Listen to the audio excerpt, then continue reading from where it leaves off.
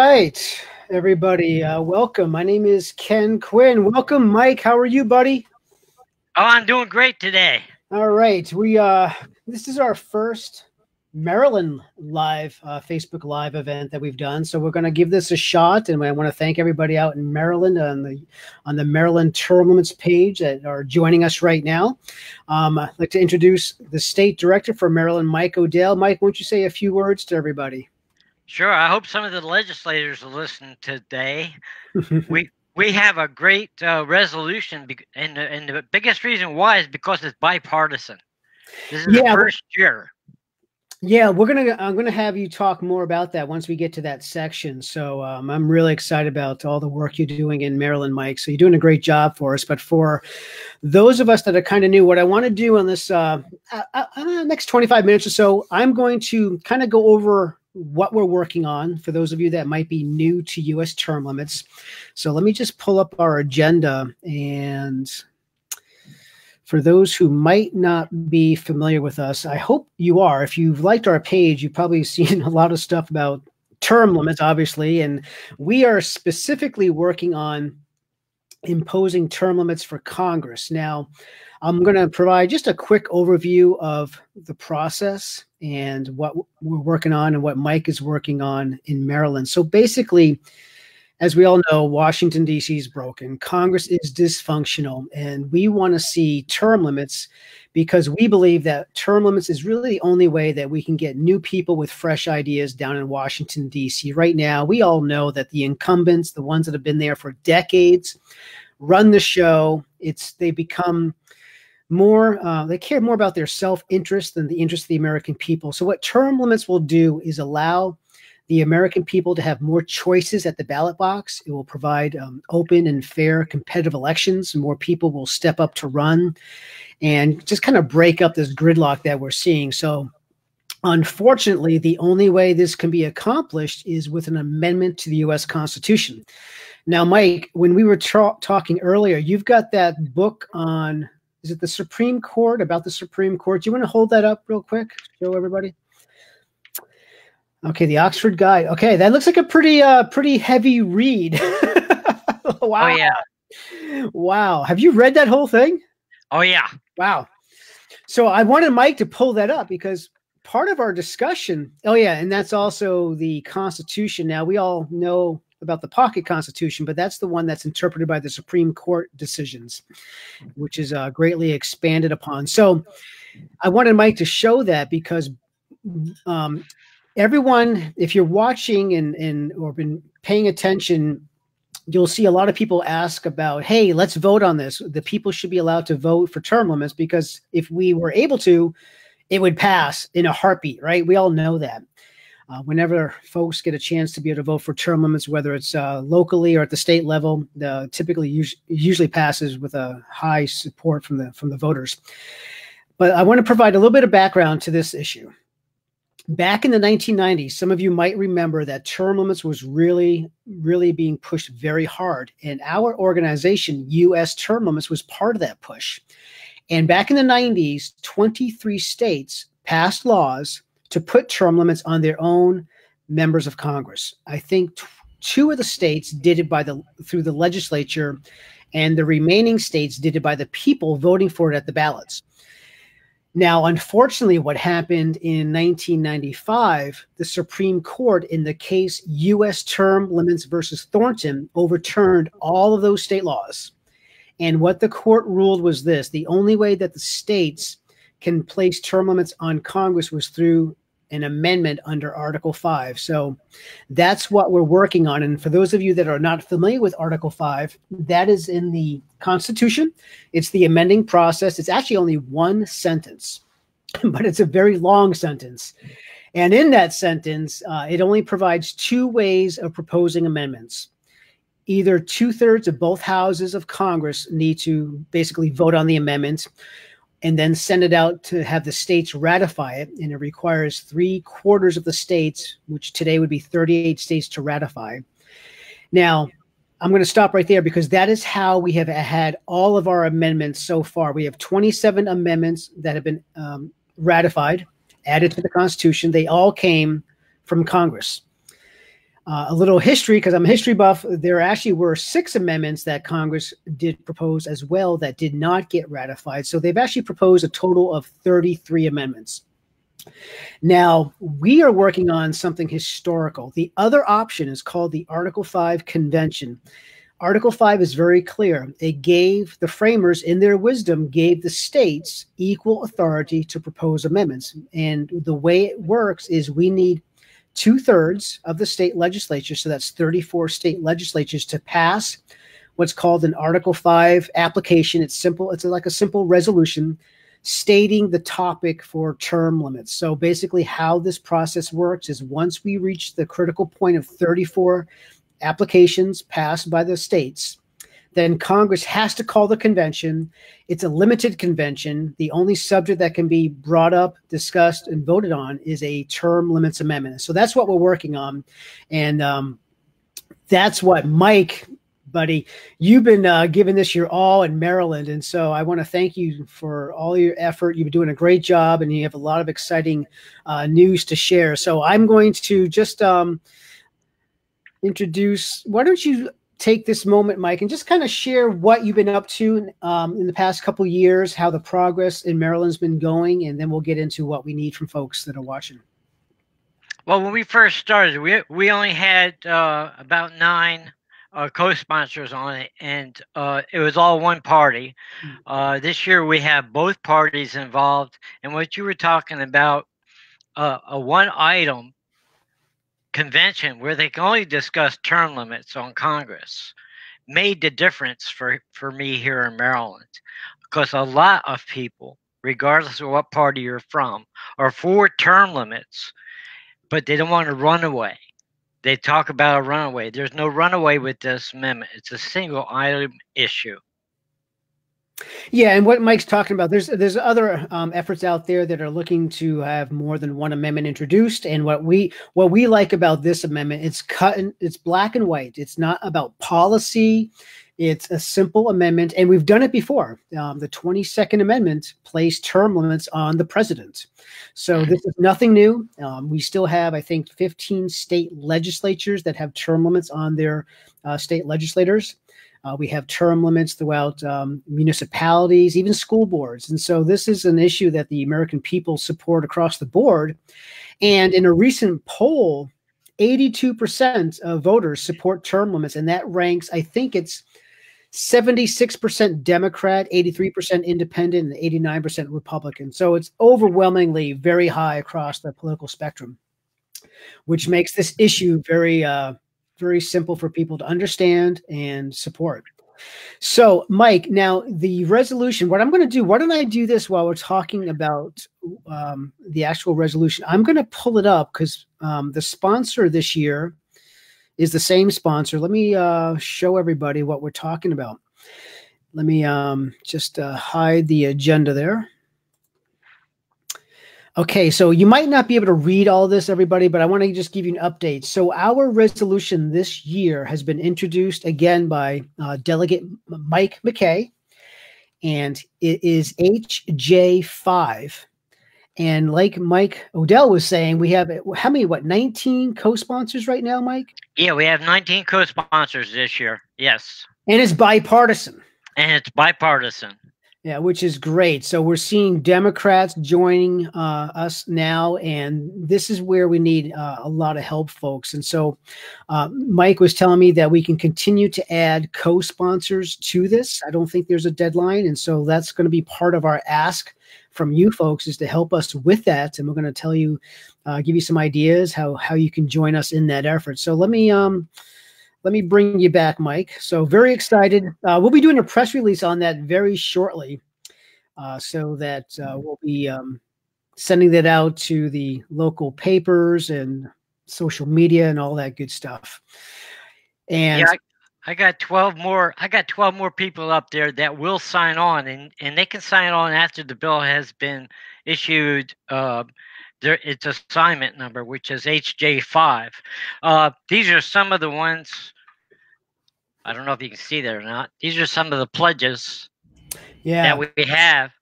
I have quite a few, but I need help to get more people involved bipartisanly. and I really need a lot of help in the Senate.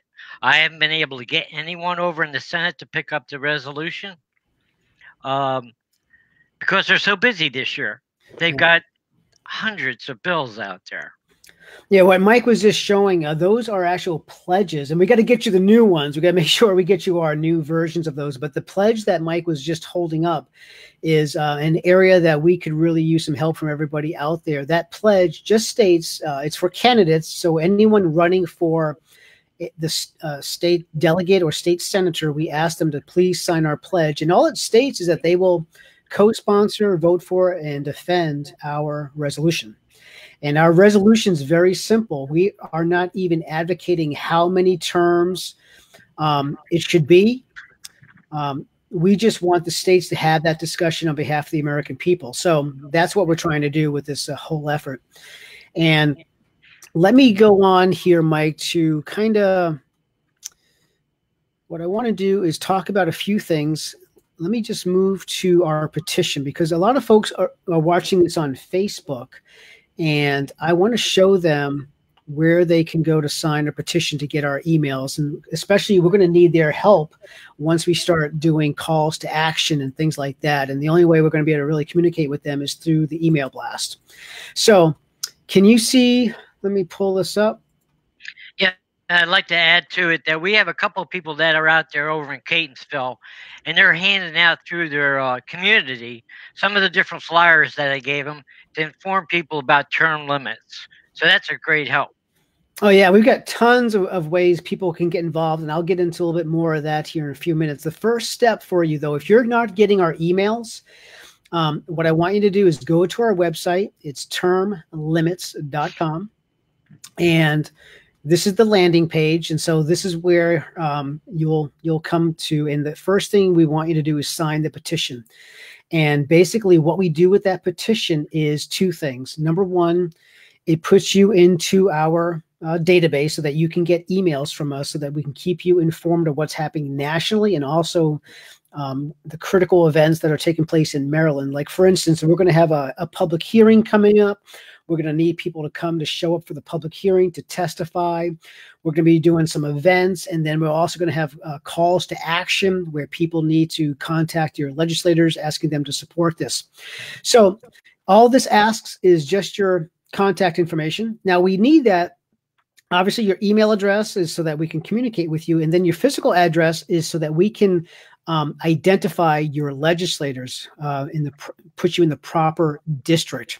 And then the other thing that we do with the information is that we will let the legislators know who in their district supports this. So if we're meeting with a legislator, we'll provide a list of everybody in their district on who signed this so that they can see, hey, wow, this has got a lot of support in my district. Maybe I should listen to my voters. And so that's why we want you to sign the petition.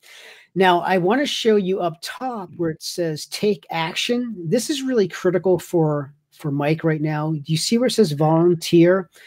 If you want to join us and help Mike in Maryland, this is what I want you to do. I want you to click on that volunteer for USTL and let us know how you want to help us. We have once you fill this out, it will pull up another page and we'll ask you, how do you want to get involved? Do you want to sign, help us get more petitions signed at events, maybe host an event, either myself or Mike can come and present to your group or organization.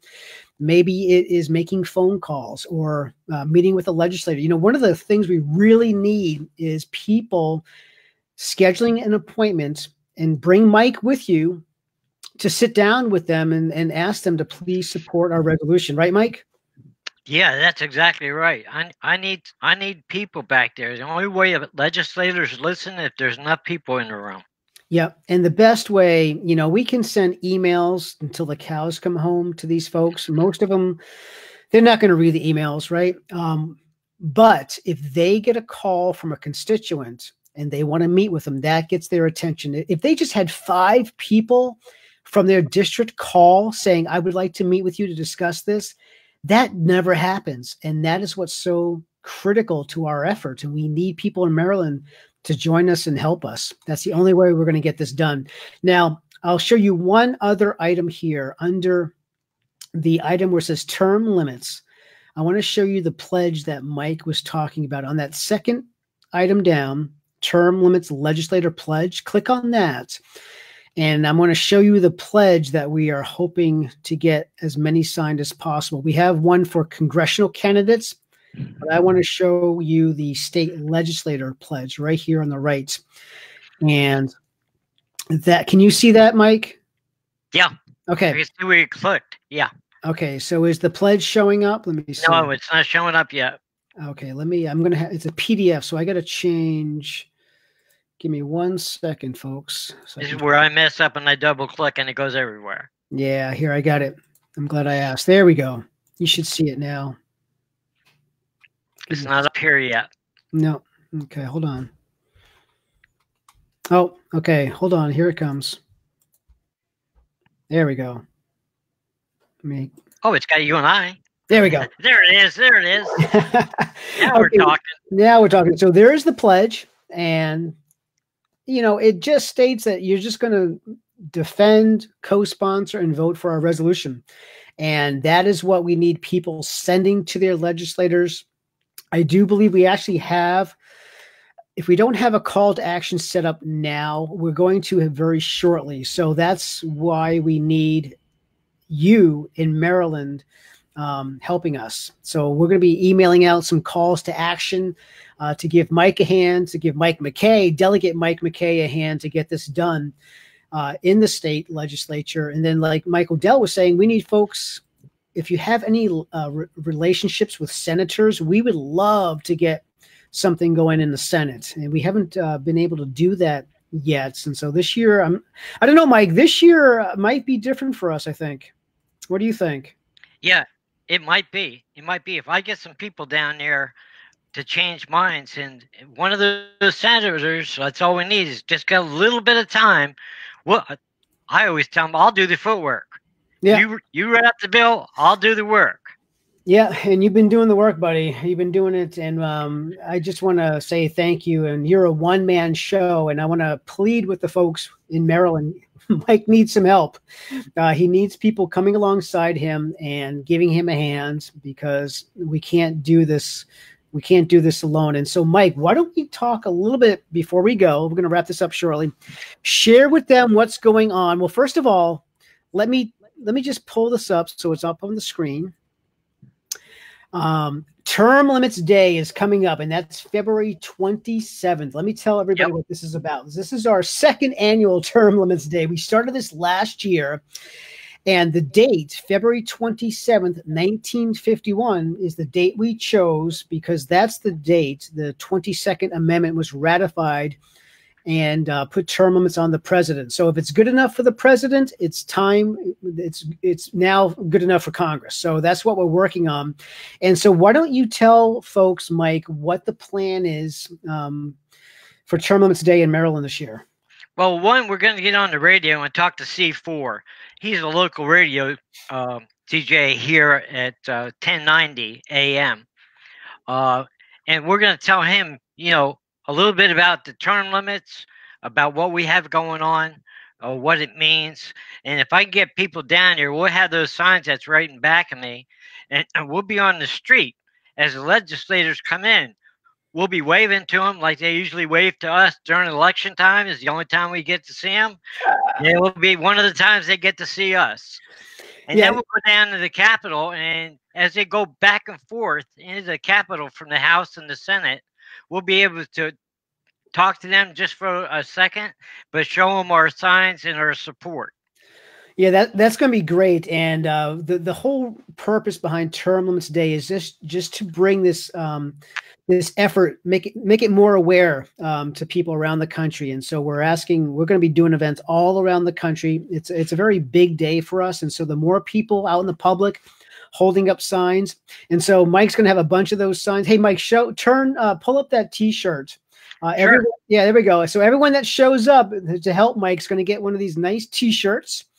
And what we really need you to do is contact Mike, let him know you're planning on coming. And the way to do that is make sure you signed our petition, because we'll be sending out email notices to let you know when it's happening and to sign up for it. And that's how we're going to take the order for the t-shirts. And it's going to be fun. Hopefully it won't be too cold there in Maryland. I'm in Maine. Last year was brutally cold. But Puxatawny Phil came out, and I guess spring's on the way, isn't it? Yep. Hey, Ken, I wanted to talk a little bit about what's coming up next. Sure. What's coming up next is we're going to get a date for the House committee hearing. Now, what we do there is we go in there and we tell the legislators that are at the desk, we got 3 minutes. We tell them why we support term limits. Now, it helps if you don't want to say anything in front of them. You can email them, or you can do a write-up and tell them that you support it. You can come. And this is the biggest thing. If you come and stand in the background with your shirts on or a sticker that says you're with term limits, that helps out a great deal. You don't have to say anything. You just show up and say, hey, I am here to support this. And it has a lot of power with it. It does. That would be fantastic if we could get 10 to 15 people wearing our shirts and stickers, and then when I'm testifying or you're testifying, we could ask people, hey, can we have everyone stand up who supports term limits for Congress? And boom, it makes an impression. It really does. Right. And not only will we be standing up, but other people there, yes, they'll stand up too. So we might get the whole group if they support it, whether they got shirts on or not. That's right. That's what we're going to do. We got to make sure we do it this year. That'll be good. If we can get it to the floor, if we can get it out of committee and get it to the floor, then we might be able to get a floor vote on the Senate, even if they don't have a resolution over there. Well, yeah, and that's been the real struggle in Maryland. We've been having the public hearings, but we've never gotten it to the floor. And so that's why we really need people stepping up this year to help us. We got to make a lot of noise. We've got to put pressure on these legislators. They got to hear from their constituents.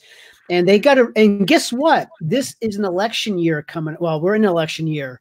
Their ears are a little bit more sensitive to what their voters want. And so this is the time that we need to take advantage of this opportunity. And we need people in Maryland helping us. And so I'm feeling much better this time around. I think things are coming together pretty well for us, Mike. So listen, I want to thank you for everything you're doing. Hopefully we'll have some folks after this call, after this video, to come alongside you and help you. And I'm looking forward to coming down to do some rah and testifying with you, buddy.